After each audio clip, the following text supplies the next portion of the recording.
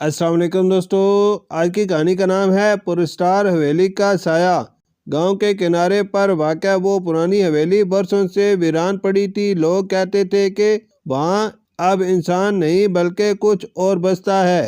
सूरज ढलते ही इस हवेली के गिर्द एक अजीब सी खामोशी छा जाती थी, ऐसी खामोशी जिसमें सांस लेने की आवाज़ भी धमाके की तरह महसूस होती थी।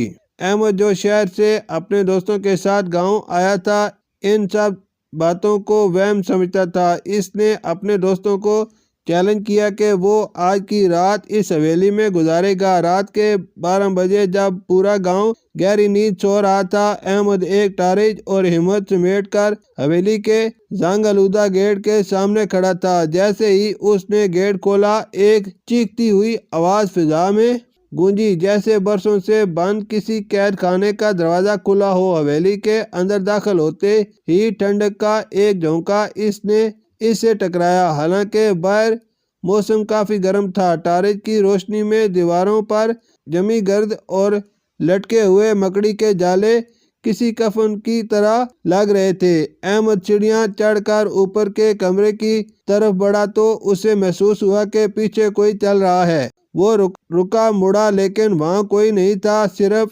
इसके अपने कदमों की बाज़गश थी। जैसे ही वो बड़े हाल में पहुंचा, अचानक टारिज की रोशनी थरथराने लगी और फिर मुकम्मल अंधेरा छा गया। अहमद ने घबरा कर टारिज को झटका दिया, लेकिन वो काम नहीं कर रही थी। इसी अंधेरे एक ऐसी हंसी जिसमें दर्द भी था और वहशत भी। कौन है वहाँ? अहमद ने कांपती आवाज में पूछा। जवाब में इसे हाल के दूसरे कोने में दो सुर्ख रोशनियां चमकती नजर आईं। वो आंखें थी।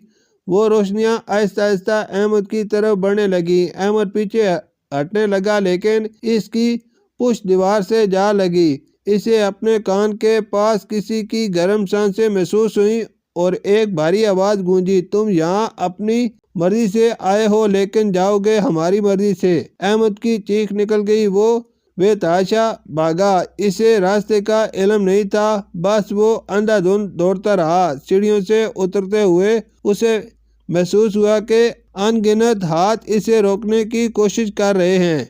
वो गिरता पड़ता किसी तरह बाहर के गेट तक पहुंचा और पीछे मुड़कर देखे बगैर भागता रहा।